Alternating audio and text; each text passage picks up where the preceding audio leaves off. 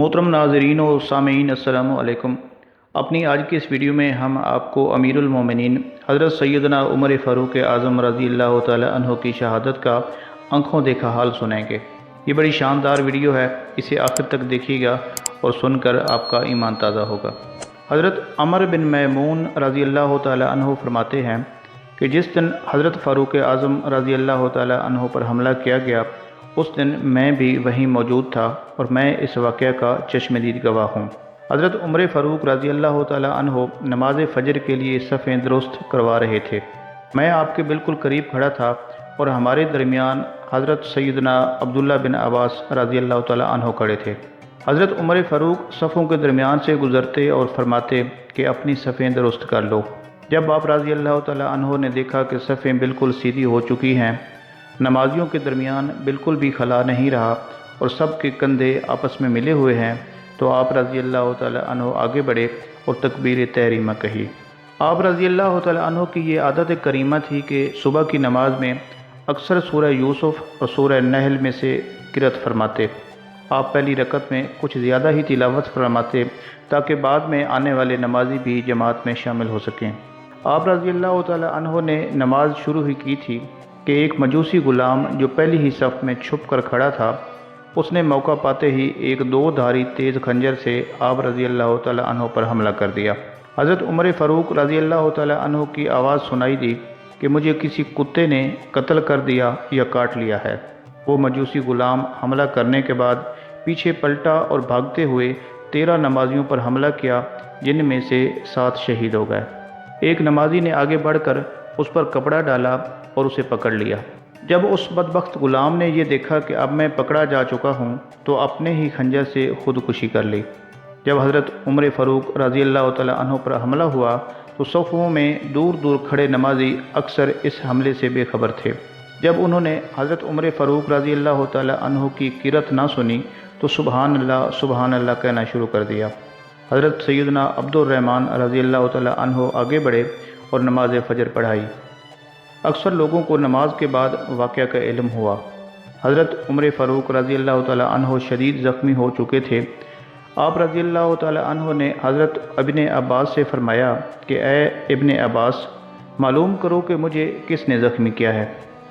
حضرت ابن عباس باہر گئے اور کچھ دیر بعد واپس آ کر بتایا کہ مغیرہ رضی اللہ تعالی عنہ کے غلام ابو لولو فیروز نے آپ رضی اللہ تعالی عنہ پر حملہ کیا ہے۔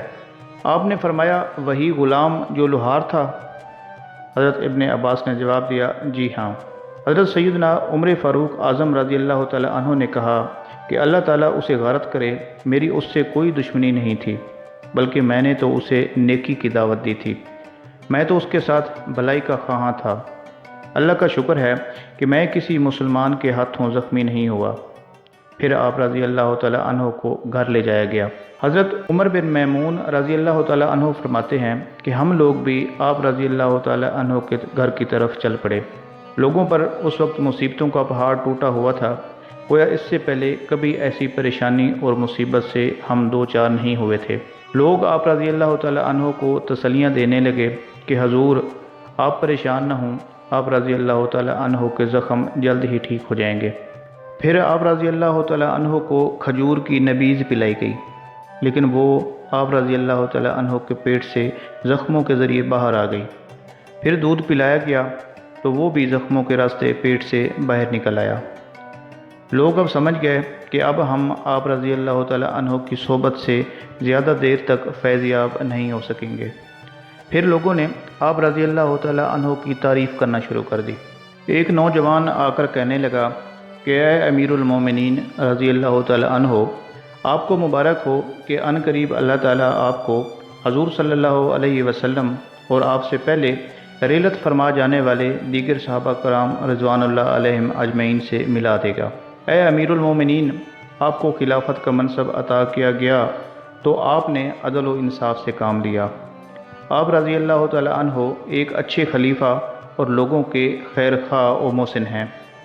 حضرت عمر فاروق رضی اللہ تعالی عنہ نے یہ سن کر ارشاد فرمایا میں تو اس بات کو پسند کرتا تھا کہ مجھے بقدر کفایت رزق ملے، نہ کوئی میرا مقروض ہو اور نہ ہی میں کسی کا مقروض ہوں۔ پھر وہ نوجوان واپس جانے لگا تو اس کا تہ بند ٹخنوں سے نیچے تھا اور زمین سے لگ رہا تھا۔ آپ رضی اللہ تعالی عنہ نے لوگوں سے فرمایا کہ اس نوجوان کو میرے پاس بلاؤ۔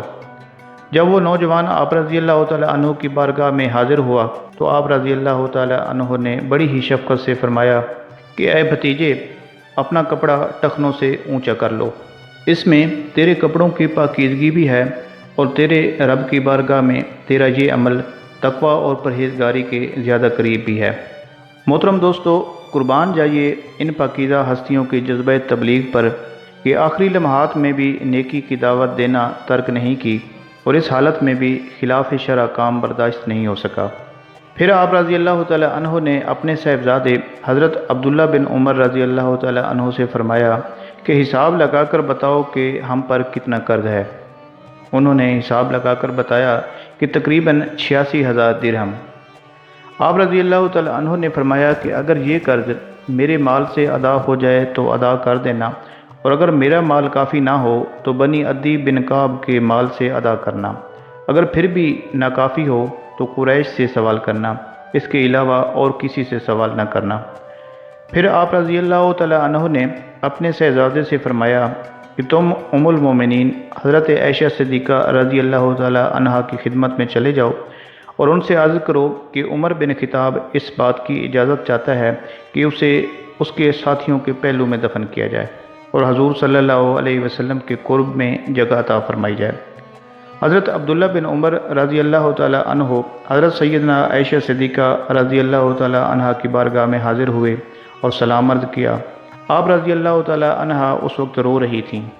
آپ نے کہا کہ عمر بن خطاب رضی اللہ تعالی عنہ آپ کو سلام عرض کر رہے ہیں اور اس بات کی اجازت چاہتے ہیں کہ انہیں ان کے ساتھیوں کے قرب میں دفن کیا جائے۔ آپ رضی اللہ تعالی عنہا یہ سن کر ارشاد فرمانے لگیں کہ یہ جگہ تو میں نے اپنے لیے رکھی ہوئی تھی، لیکن اب میں یہ جگہ عمر بن خطاب کو ایثار کرتی ہوں، انہیں جا کر یہ خوشخبری سنا دو۔ چنانچہ عبداللہ بن عمر رضی اللہ تعالی عنہ نے آپ رضی اللہ تعالی عنہ سے اجازت لی اور واپس تشریف لائے۔ جب حضرت عمر فاروق رضی اللہ تعالی عنہ کو بتایا گیا کہ عبداللہ بن عمر واپس آ گئے ہیں تو آپ رضی اللہ تعالی عنہ نے فرمایا کہ مجھے بٹھا دو۔ آپ کو سہارا دے کر بٹھا دیا گیا۔ آپ نے فرمایا کہ اے میرے بیٹے، کیا خبر لائے ہو؟ عبداللہ بن عمر نے عرض کی کہ عائشہ صدیقہ رضی اللہ تعالی عنہ نے آپ کو اجازت دے دی ہے، اس لیے آپ خوش ہو جائیں۔ جس چیز کو آپ رضی اللہ تعالی عنہ پسند کرتے تھے وہ آپ کو عطا کر دی گئی ہے۔ یہ سن کر آپ رضی اللہ تعالی عنہ نے فرمایا کہ مجھے اس چیز سے زیادہ اور کسی چیز کی فکر نہیں تھی، الحمدللہ مجھے میری پسندیدہ چیز عطا کر دی گئی ہے۔ پھر آپ رضی اللہ تعالی عنہ نے فرمایا کہ جب میری روح پرواز کر جائے تو مجھے اٹھا کر آقائے دو عالم صلی اللہ علیہ وسلم کے روضہ اقدس پر لے جانا، پھر بارگاہ نبوت میں سلام عرض کرنا اور دوبارہ ام المومنین عائشہ صدیقہ رضی اللہ تعالی عنہا سے اجازت لینا۔ ہو سکتا ہے کہ میرے خلافت کی وجہ سے انہوں نے پہلے اجازت دے دی ہو، اب دوبارہ ان سے عرض کرنا کہ عمر بن خطاب اپنے دوستوں کے ساتھ آرام کی اجازت چاہتا ہے، اگر وہ اجازت دے دیں تو مجھے وہاں دفن کر دینا، اور اگر اجازت نہ ملے تو مجھے عام مسلمانوں کے قبرستان میں دفن کر دینا۔ حضرت عمر بن میمون جو اس سارے واقعہ کے چشم دید گواہ تھے، وہ فرماتے ہیں کہ جب آپ رضی اللہ تعالی عنہ کی روح خالق حقیقی سے جا ملی تو ہم لوگ آپ رضی اللہ تعالی عنہ کو مسجد نبوی میں لے گئے۔ حضرت عبداللہ بن عمر نے حجرہ مبارک سے باہر کھڑے ہو کر ام المومنین سیدہ عائشہ صدیقہ رضی اللہ تعالی عنہ کو سلام عرض کیا اور حضرت عمر فاروق رضی اللہ تعالی عنہ کو حجرہ مبارک میں دفن کرنے کی اجازت طلب کی۔ آپ رضی اللہ تعالی عنہ نے اجازت عطا فرما دی۔ چنانچہ حضرت عمر فاروق اعظم رضی اللہ تعالی عنہ کو حضور نبی کریم صلی اللہ علیہ وسلم کے جلووں میں حضرت صدیق اکبر کے پہلو میں دفن کر دیا گیا۔ اللہ تعالیٰ کی ان پر رحمت ہو اور ان کے صدقے اللہ پاک ہماری بھی مغفرت فرمائے۔ دوستو، اللہ کریم سے دعا ہے کہ میرا یہ بیان کرنا اور آپ لوگوں کا سننا اپنی بارگاہ اقدس میں قبول فرمائے۔